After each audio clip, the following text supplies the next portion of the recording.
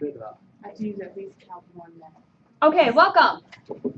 My name is Diana Thomas. I'm a professor here at Montclair, one of the more senior, don't say older, professors here. I've been in the department since 2000, and there was a time when I used to do research in game theory. So when I had the opportunity to teach a special topics class, I thought, I think I want to go and play a little game again. So here we are in game theory. I want to tell you a little bit about the course. It's going to be run very different than any other math class you've had for a very long time. So I haven't posted this because I was still trying to iron out how I was going to do this.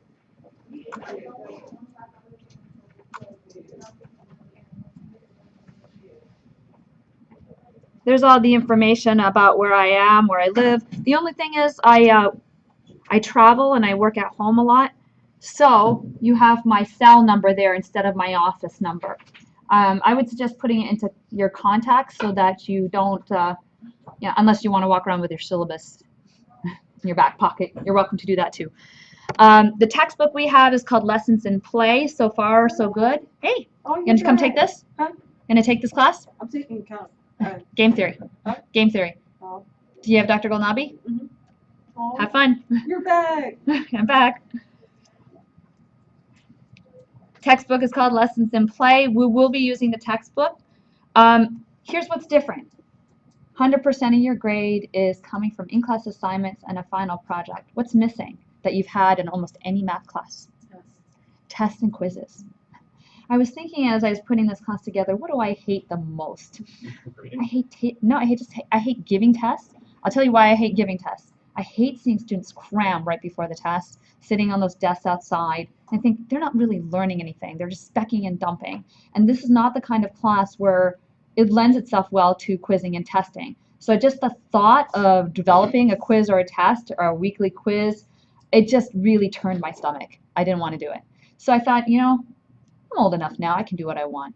I'm not going to have any quizzes and tests. So your daily life in this class will be wonderful. You won't be thinking about, oh my God, I've got a midterm in this class to study for. That's not going to happen. Or, oh, Thursday's quizzes, not going to happen. What we will do is all the homework, which is also missing, is going to be done in class because it's about playing. So we're going to play around in class.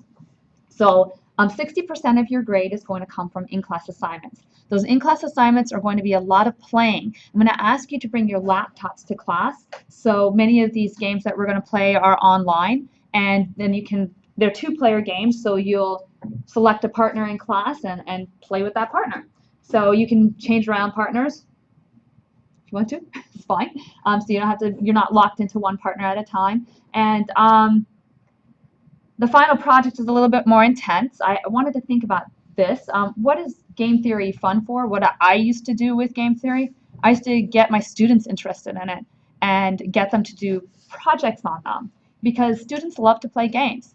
Students love to play games a lot more than they love to do straight core mathematics. And in fact, once in a while I'd get excited about a game and show it in my abstract algebra class, and everybody would stop listening and play the game with each other. And so I'd have to get their attention back to playing real core mathematics instead of doing the games. But they would get so interested in it that they'd end up actually doing research projects in it. So that's the fun that I've had with students with games. And so that's what we're going to do for the final project. The final project will be a poster presentation in this class. You do have to be here. And so if you booked a ticket already, unbook it. December 18th is our final exam day. And the project due dates will be assigned. You're going to be presenting this in pieces because I'm inviting the whole campus community to this class to come and look at your posters. So every one of you is going to do a bang-up job, right? You can invite your family, your friends. It's going to be a party. And you can be creative in how you deliver that game. So what's going to be interesting about your final projects is when you present your projects, presenting is really tough. To a mathematician, it's actually going to be less tough because they're going to know exactly what you're talking about when you have symbols and notation. But the provost is a Brit Lit major, I think. He's not going to have any clue if you indexed little AIs and BIs. He's not going to have any clue what that means. So you're going to have to explain in 3 minutes to the provost what your game is about, and hope he hangs around for another 3 more minutes at your poster. So why don't we do that? I'll specially ask the provost that he has to be here, and the time that he spends on each one of your posters is part of your grade. Excite him. Interest him. Surprise. Like that? Huh? Surprise. I don't know if that'll work. No. His salary dwarfs mine, so I don't know if that'll work. Your in-class assignments in the past, if you've had me in the past, I've been kind of lax about in-class assignments. I won't be for this. You do have to explain yourself and be very articulate on this in-class assignments. Make sure it's not messy. Make sure, don't leave any gaps in there where I have to either assume that you knew something. I'm going to make the assumption you didn't. So if you left the gap, you know, it's always an assumption game, right? I'm just going to assume that you didn't have it.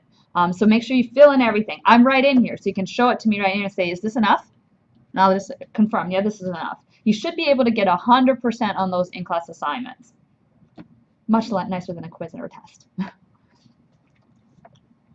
There's 2 drops for in-class assignments.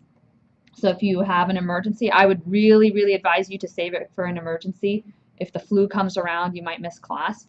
Rather than saying, today, I can't imagine not liking coming to this class actually, but today I don't feel like coming to class. I think I'm going to sleep or do something else. Don't do that. I would advise against that because those account for grade and they are 60% of your grade. And that's what it's there for.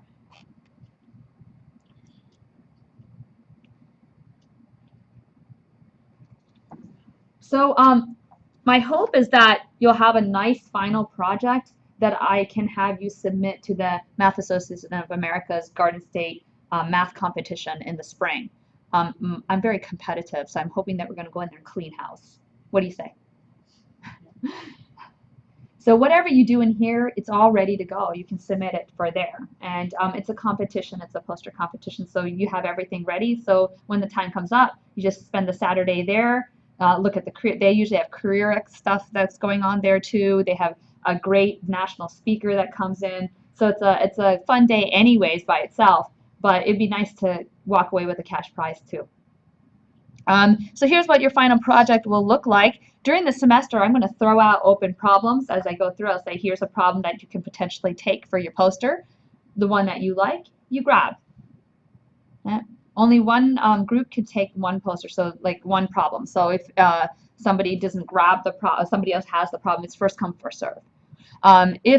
Question, Tyler? No, it says teams. So do we pick teams or you pick teams? No, I don't pick teams. So you can work solo, Okay. or you can have a team. What's nice about you can't work with more than 2 people because these are two-person games. Okay. What's nice about having a 2-person team is you can always play the game with each other, right? That's how you kind of learn in this class. You play the game, and I don't know if you've ever started playing a game or even a video game. You started playing a video game and you start feeling like, oh, I feel like I can master this by doing this, or if I put my piece right here, I'll be more likely to win. These are the kind of patterns that you start to develop when you start playing the game. So the more you play the game, the more insight you're going to have. So it's going to be nice to have a colleague that you can just sit around and play games with.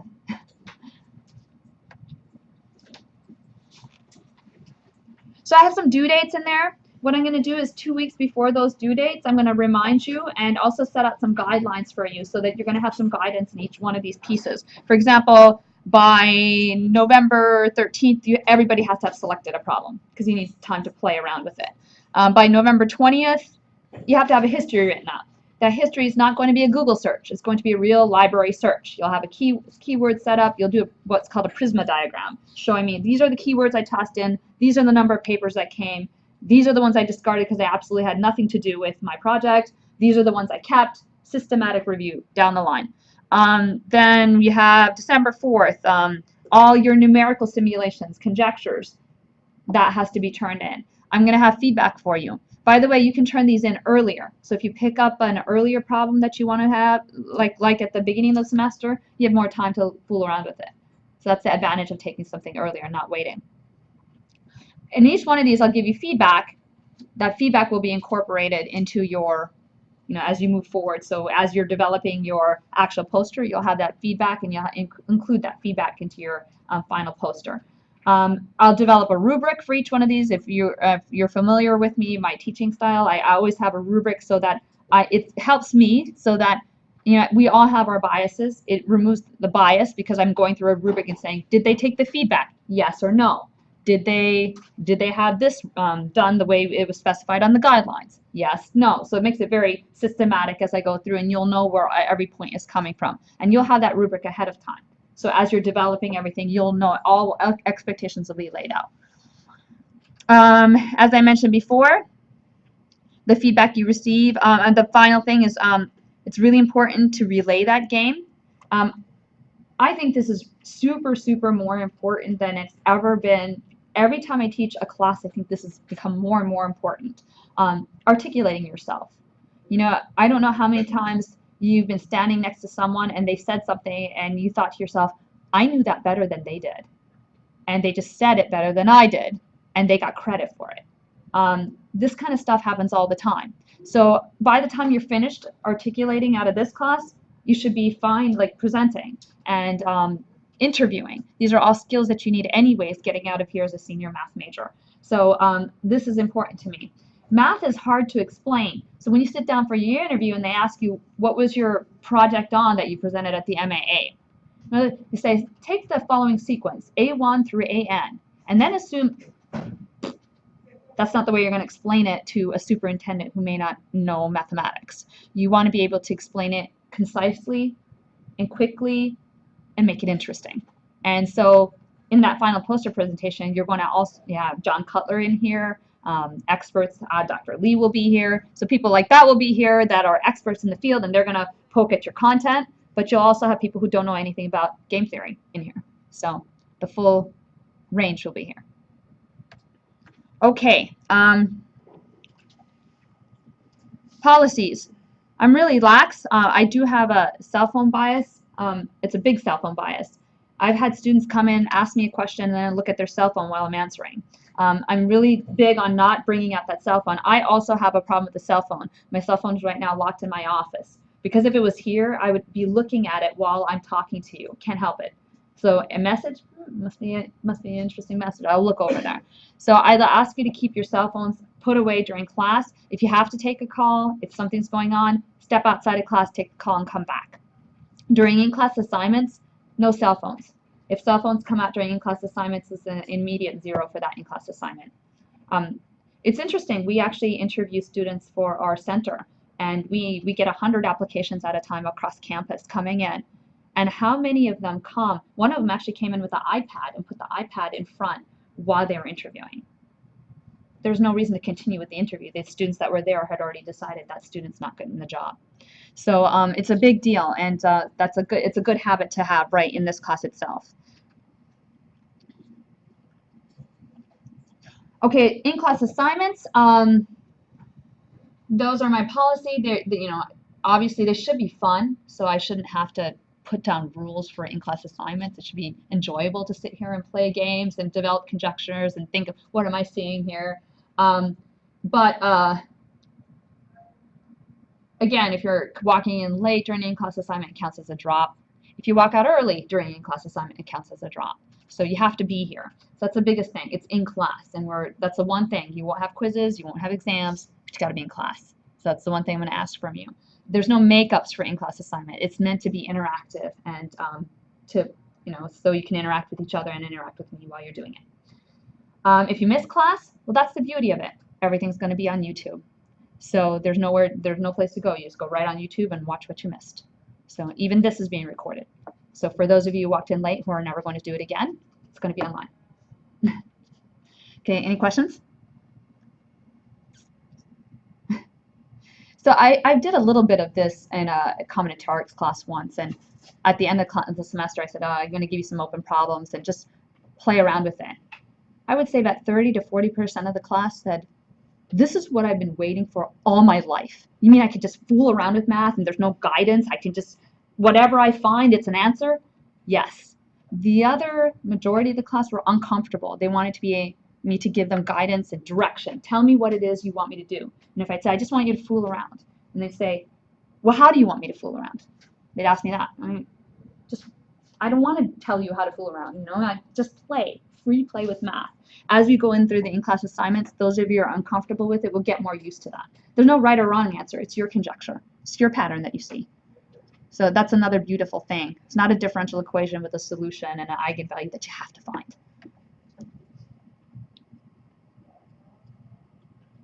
I don't think these are as any issues as anymore. People are very online and techy. You can ask me questions. I usually answer my texts pretty fast, except while I'm in the class. So if you ask me something by text in class, I won't answer that. I'm probably in church. Probably shouldn't use the cell phone in church either. But any other time, I usually answer text. Even in the car, the Bluetooth now reads me the text, and I can reply. The only time where you might run into a risk is if you're a last-minute person and you're trying to scramble and do something at the last minute. I may not be available then. It takes me 1.5 hours to drive here from my town. So if I'm in the car, I probably won't sit there and help you start your project on the day it's due. If I'm in a meeting here on campus, there's nothing I can do. I shouldn't pull out my cell phone during the meeting either. So those are other things where I can't do. So I feel like that's your burden. If you waited, that's your issue. I do too for some things. I'll tell you that I push up against the deadline, but that's not your problem. That's my problem. So when you wait up against the deadline, that's your problem. I would say those of you who don't like to come to class and procrastinate might have a tough time. You have to come to class, and it's very difficult to procrastinate because you have to do a good job in here. If you don't do, it's not a I can get a C- in here. You have to do well. Set up, so you have to do well. So in that case, you might want to rethink because it will be just hard for you. I can't change your personality if that's your personality here. So I'm not a behavior change person. Okay, any questions? More information on there. I'll post this on Canvas. Emails, I answer emails pretty frequently. I say that I answer it by 9 a.m. every day. If you haven't received a reply by that time, then you can nudge me again because something happened. I generally hit student emails first, and I generally apply to student emails throughout the day anyways. But I just wanted to give you a specific time when you know that your email is going to be answered. And I don't think this is an issue as much as anybody else. Nobody else wants to park on campus and come to campus as the campus is growing and getting more difficult to navigate any more than I do. So it's easier to work remotely on an off-hour time. Okay, any questions? Have I stunned you completely with this? What is the hardest part to digest? No quizzes and tests? So this final project, is it like a professional, like dress up, like do like a professional presentation kind of thing? I don't know if you've ever gone to poster presentations. Okay, well they generally have a bunch of posters put around, and it's laid back, so it's not like you stand in the front of a room with a PowerPoint and you imagine everybody naked in the audience. It's not one of those things. People float around, and it's generally, I don't see that students get stressed out from the poster presentations that I take them to research places at. They get stressed out at the idea of doing it for the first time, but once they're there, I never see them stressed out about it. Okay. If you want to, I can bring in a couple students that have done poster presentations at research conferences, and they can tell you what to expect. One of the things they have told me is they are surprised how quickly someone is trying to digest what they have on the thing, even if they're in math. Mathematicians might pause a little bit longer, but most people want to know what you're doing fast. And the second time my students go for research poster presentations, they generally do a better job because they're prepared for that element. And they also have this problem where a second person steps in when the first person is staring at your poster. And so you've already started halfway explaining it, and the second person starts asking questions because you've already covered that part. So if you want to, I can bring some of my students here one day before your actual presentation, and they can tell you how they handle those things. Because it's, experience how to handle it. I feel like that would be beneficial. Yeah, it's good. It's a good idea. But then when you guys do it here, you'll knock them dead at MAA. Because you already did it here. You already saw it. Okay, anything else?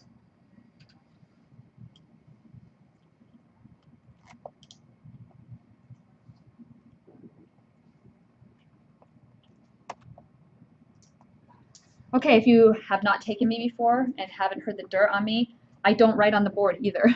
I use PowerPoints that I write on so I can record the screen and post it on YouTube and keep a transcription of the class. And I tried to stop doing this, and the students had an outcry afterwards because they liked the idea of going back and being able to look at it. So here it is. I would suggest reading the preface to the book if you haven't, because it's kind of interesting what they're trying to achieve from this, and what they talk a little bit about what game theory is. But we're just going to start right in. So I don't know if you've had a combinatorics class. How many of you had a combinatorics class already? Okay, only one. You had a little bit of combinatorics in probability, because when you have to calculate the probability of something, you usually have to count. How many do I have? What's the denominator going to be in the sample size? What's the numerator going to be? Those are the things that are going to happen, and then you get a ratio. So you're doing some counting there.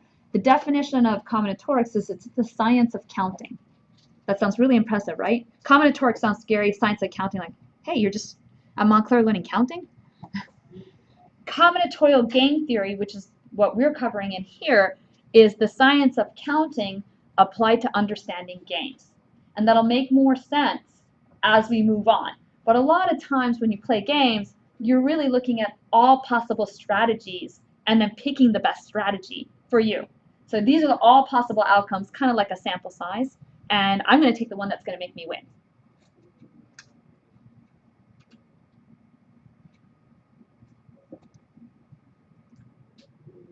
I read my evaluations.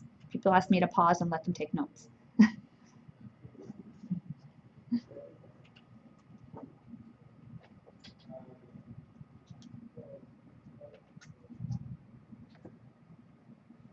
Good to go? This is good, because you know what? One of the other things I get on evaluations, moves too fast.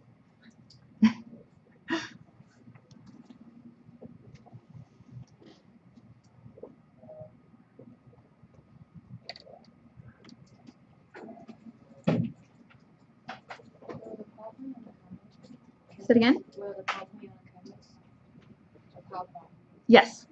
The PowerPoint's on Canvas, but if you have a Mac, you can't see it, because it somehow works with Microsoft products. There's a way to change it over using Google. So I can reach out to my grad students and find out how they did it. Do we have Mac users in here? Yep, we have a Mac user, but this is going to be on YouTube.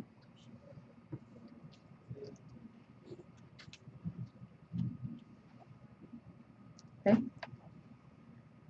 Okay, so we're going to play. Let's just begin playing. So we're going to play a game called Domineering, and it's a two-player game. And the rules of the game are you play on a chessboard, and you have dominoes on the chessboard instead of the chess pieces that I saw on that table outside my office. The dominoes have to cover 2 squares. They have to be long enough to cover 2 squares, and player 1 can place the dominoes horizontally or vertically, depends on how you design the rules, but the player 2 has to do it the opposite way. And the game ends when a player is unable to place a domino. My daughter said I didn't just want to say loser. That the loser is the one that can't move. So in the game, I played a game that was online, so I played it. On the next page, it was White's turn, and when it came up to be White's turn, there was no place to position their domino. So you can see the positions that I put up. I put a white, the other player was black, and then at the very last turn, it was the White's turn, and you can see there's no way that I can place a white on 2 squares horizontally. But there's a possibility you can not, right? No, because it's the first player that can't move. There's always going to be a first player that can't move. But is there any chance you could fill the whole thing with just black and white? Those are kind of the questions that the mathematical questions. Is it possible to do that? That's a different question than what's optimal for me to win. So, on our first in-class assignment, the number 1, you play the game. Get a partner. I see some of you have laptops. Open up your laptop. If you have a laptop, and if you don't have a laptop, partner up with somebody who does. You need 2 people in the group. Don't have 3 people, because then the third person can't do anything. And what you'll do is, I just looked online game domineering, and I found a version online. I found several versions. One was written C code that you could download as an application and keep it on your laptop and play it. And we used that one. My kids came and they said, "What is this you're teaching?" So they played domineering for a while. And my biology students came and asked, "What is this?" Because it was on the screen. Fun. Yeah.